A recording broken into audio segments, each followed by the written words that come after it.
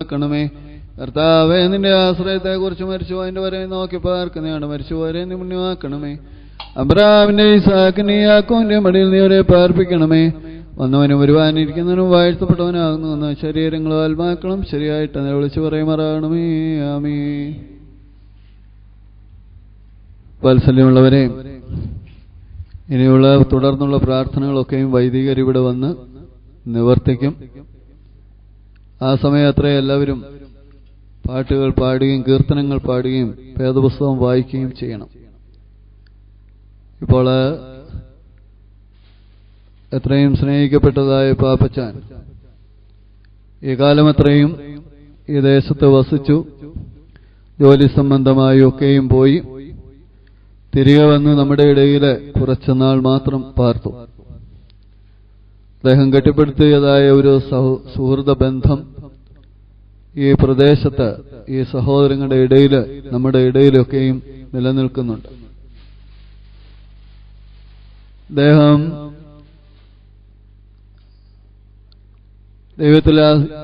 ദൈവം വലതുഭാഗത്തെ കള്ളനോട് പറയുന്നു, നീ ഇന്ന് എന്നോടുകൂടി പർദീസായിൽ ഇരിക്കുമെന്ന്. മരണമുഖാന്തരമായി മാറ്റപ്പെടുന്ന ഓരോരുത്തരുടെയും കുറിച്ചും കർത്താവ് ഏറ്റവും അവസാനമായി ആ കുരിശിൽ കിടന്നുകൊണ്ട് വലതുഭാഗത്തെ കള്ളനോട് അരുളി ചെയ്തതാണ്, നീ ഇന്ന് എന്നോടുകൂടി പർദീസായിൽ ഇരിക്കുമെന്ന്. അതുകൊണ്ട് മരണം വിട്ട് നമ്മെ വിട്ട് പിരിയുന്നവരൊക്കെയും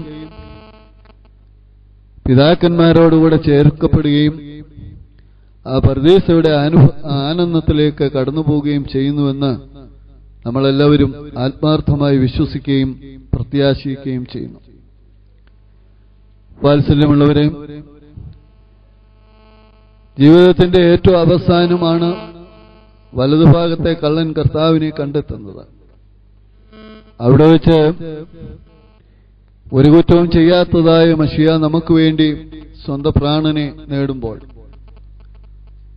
സ്വന്തം പ്രാണനെ വിട്ടുകൊടുക്കുമ്പോൾ ആ മനുഷ്യന് മനസ്സലിവ് തോന്നുകയും യഥാർത്ഥമായ അനുതാപത്തോടുകൂടി പറയുന്നു, കർത്താവെ, നീ രാജ്യത്വം പ്രാപിച്ചു വരുമ്പോൾ എന്നെയും കൂടി ഓർത്തുകൊള്ളണമേ. അവന്റെ യഥാർത്ഥമായ ആ പ്രാർത്ഥനയുടെ ശബ്ദം ആ അന്ത്യനിമിഷത്തിൽ ദൈവം കേട്ടപ്പോൾ അവന് പർദീസയുടെ അനുഭവത്തിലേക്ക് കടന്നു പോകാനായിട്ട് സാധിച്ചു. നമ്മെ വിട്ട് പിരിഞ്ഞു പോയിരിക്കുന്ന ഈ ദാസൻ എത്രയോ കുർബാനകളിലും പ്രാർത്ഥനകളിലും ഈ അനുതാപം തന്റെ സ്വന്തം ജീവിതത്തിൽ പ്രകടിപ്പിച്ചിട്ടുണ്ട് എന്നുള്ളത് നമുക്ക് ഏവർക്കും അറിയാവുന്നതാണ്. എന്റെ ശരീരം ഭക്ഷിക്കുകയും എന്റെ രക്തം പാനം ചെയ്യുകയും എന്നിൽ വിശ്വസിക്കുകയും ചെയ്യുന്ന ഏവനും എന്നിലും ഞാൻ അവനിലും വസിക്കുന്നുവെന്നാണ്. ഈ രോഗം ഏറ്റവും മൂർച്ഛന്യാവസ്ഥയിൽ എത്തിയിരിക്കുമ്പോഴും പള്ളിയിലേക്ക് ആരാധനയ്ക്കായിട്ട് കടന്നു ചെല്ലുവാനും പള്ളിയിൽ പ്രവേശിക്കുവാൻ സാധിക്കാതെ വെളിയിലിരുന്നുകൊണ്ട് ആരാധനയിൽ സംബന്ധിച്ച് ആ സംസർഗത്തിന് അല്ലെങ്കിൽ ആ കൂദാശയ്ക്ക് ഭാഗവാക്കാവൂ തീരുവാനും അദ്ദേഹത്തിന് സാധിച്ചിട്ടുണ്ട്. വാത്സല്യമുള്ളവരെ, അത് ജീവിതത്തിലെ ഒരു നല്ല ഭാഗ്യത്തിന്റെ അവസ്ഥയാണ്. അവിടെ വെച്ചൊക്കെയും സത്യ അനുതാപവും ലോകത്തിൽ വന്നുപോയിട്ടുള്ള തെറ്റുകളും കുറ്റങ്ങളെക്കുറിച്ച് അനുദപിക്കുവാനും ദൈവത്തോടെ പ്രാർത്ഥിക്കുവാനുമായിട്ടും അദ്ദേഹത്തിന് സാധിച്ചിട്ടുണ്ട്.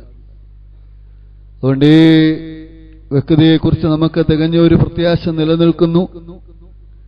അദ്ദേഹം നമ്മെ വിട്ട് സ്വർഗരാജ്യത്തിന്റെ അനുഭവത്തിലേക്ക്, നിത്യതയുടെ അനുഭവത്തിലേക്കാണ് കടന്നുപോയിരിക്കുന്നത്. അവിടെ ദൈവമുണ്ട്, ദൈവദൂതന്മാരുണ്ട്, മരിച്ചുപോയവരുണ്ട്, പിതാക്കന്മാരുടെ ഒരു വലിയ ഗണം അവിടെയുണ്ട്. അബ്രഹാമിന്റെ, ഇസാക്കിന്റെ, യാക്കോവിന്റെ മടി എന്നാണ് നമ്മളത് പ്രാർത്ഥിക്കുന്നത്. ആ അവസ്ഥയിലേക്ക് കടന്നുപോയിരിക്കുകയാണ്.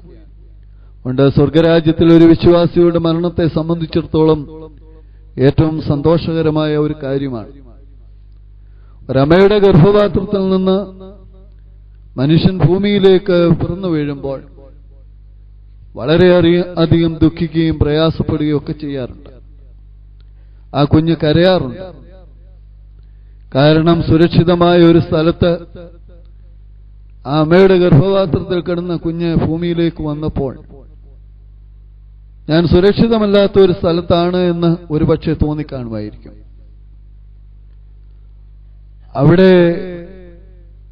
അവിടെ നിന്ന് അദ്ദേഹം ഭൂമിയിൽ ജീവിച്ച് ഇവിടെ നിന്ന് കടന്നു പോകുമ്പോൾ ഇത് തന്നെ നമ്മൾ വിലപിക്കാറുണ്ട്. അതായത് അമ്മയുടെ ഗർഭപാത്രത്തിൽ നിന്ന് ഭൂമിയിൽ ജനിച്ച താൻ ഇനി എവിടേക്കാണ് പോകുന്നത് എന്നുള്ളതിനെ കുറിച്ച്. അമ്മയുടെ ഗർഭപാത്രത്തെക്കാളും ഈ ഭൂമിയെക്കാളും ഏറ്റവും ശ്രേഷ്ഠമായ ഒരു അനുഭവത്തിലേക്കാണ് ഈ കർത്തൃദാസൻ കടന്നു പോകുന്നത്.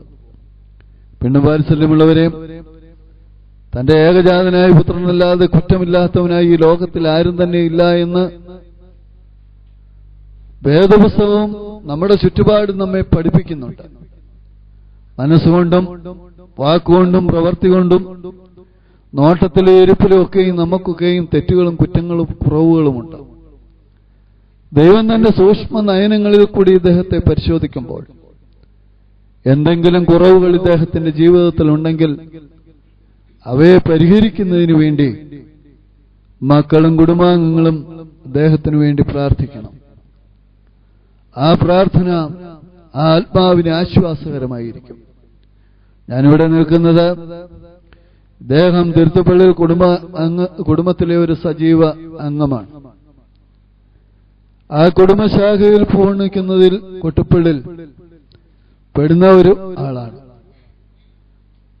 അദ്ദേഹത്തിന്റെ വേർപാട് ഈ കുടുംബാംഗങ്ങളെ സംബന്ധിച്ചിടത്തോളം ഏറ്റവും ദുഃഖകരവും പ്രയാസകരവുമായ ഒരു കാര്യമാണ്. പ്രായമധികമായിട്ടില്ല, ഇപ്പോഴേ ഈ ലോകത്തിൽ നിന്ന് യാത്രയാകേണ്ടിയിരിക്കുന്നു. എല്ലാവരെയും യാത്രയാക്കേണ്ടവൻ മുന്നമേ കടന്നുപോയിരിക്കുന്നു.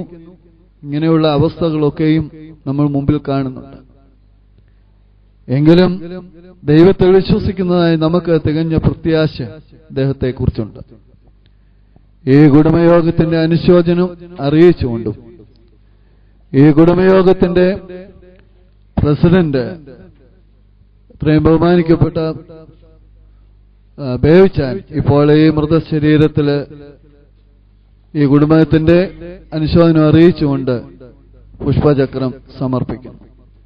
ദൈവം ഈ കർത്തൃദാസനെ ആശ്വസിപ്പിക്കട്ടെ, നിത്യതയുടെ പ്രതീക്ഷയിൽ ദൈവം ഇദ്ദേഹത്തെ ചേർക്കട്ടെ എന്ന് പ്രാർത്ഥിക്കുന്നു. ദൈവ തിരുനാമം മഹത്വപ്പെടട്ടെ.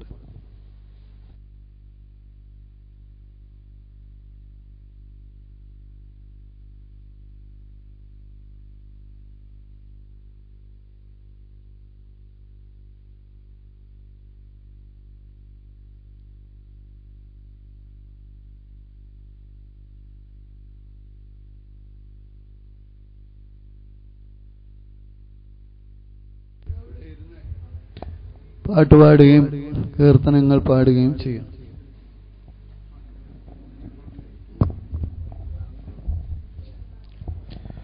മൺമയമാമീ ഉലകിൽ കാൺമതു മായ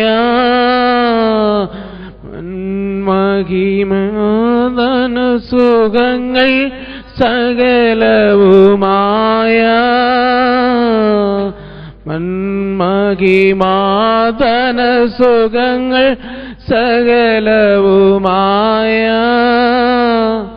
മണ്ണിൽ നമ്മൾ ജീവിതമോ പുല്ലിനെ പോലെ, മണ്ണിൽ നമ്മൾ ജീവിതമോ പുല്ലിനെ പോലെ, ഇന്നു കണ്ടു നാളെ വാടും പൂക്കളെ പോലെ, ഇന്നു കണ്ടു നാളെ വാടും പൂക്കളെ പോലെ, ധന്യം ധനലാഭം കീർത്തി നഷ്ടമാകൂ,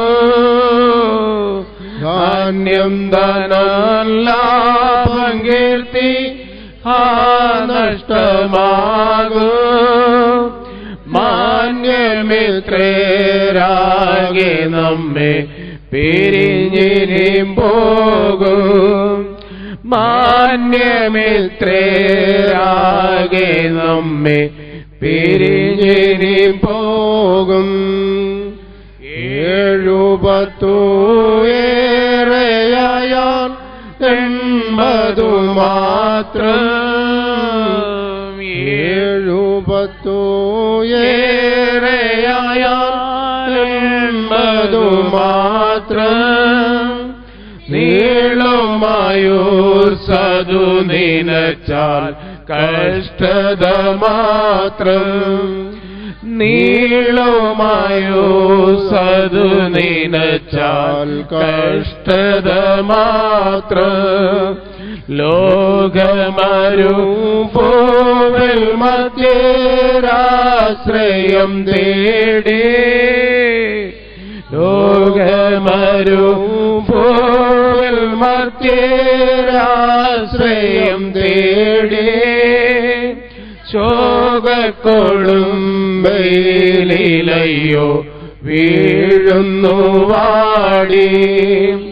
ശോകക്കൊടുമ്പയിലയ്യോ വീഴുന്നു വാടി.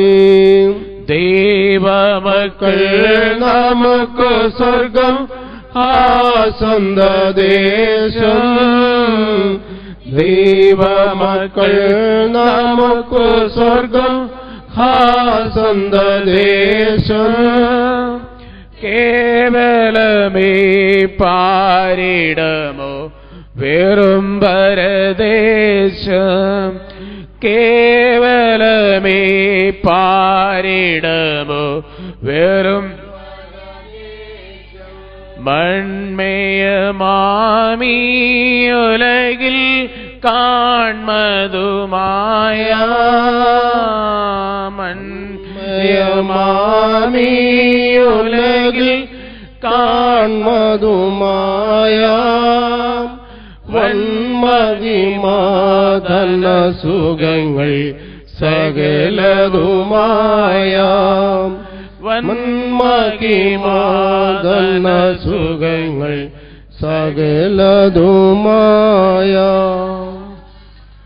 1 തെസലോനിക്കർ 4-ാമധ്യായത്തിന്റെ 13 മുതൽ 18 വരെയുള്ള തിരുവചനം. സഹോദരന്മാരെ, നിങ്ങൾ പ്രത്യാശയില്ലാത്ത മറ്റുള്ളവരെ പോലെ ദുഃഖിക്കാതിരിക്കേണ്ടതിന് നിദ്ര കൊള്ളുന്നവരെ കുറിച്ച് അറിവില്ലാതിരിക്കരുതെന്ന് ഞങ്ങൾ ആഗ്രഹിക്കുന്നു. യേശു മരിക്കുകയും ജീവിച്ചെഴുന്നേൽക്കുകയും ചെയ്തു എന്ന് നാം വിശ്വസിക്കുന്നു എങ്കിൽ അങ്ങനെ തന്നെ ദൈവം നിദ്ര കൊണ്ടവരെയും യേശു മുഖാന്തരം അവനോടുകൂടെ വരുത്തും. കർത്താവിന്റെ പ്രത്യക്ഷത വരെ ജീവനോടെ ശേഷിക്കുന്നവരായ നാം നിദ്ര കൊണ്ടവർക്ക് മുമ്പാകില്ല എന്ന് ഞങ്ങൾ കർത്താവിന്റെ വചനത്തിൽ നിങ്ങളോട് പറയുന്നു. കർത്താവ് താൻ ഗംഭീരനാദത്തോടും പ്രധാന ദൂതൻ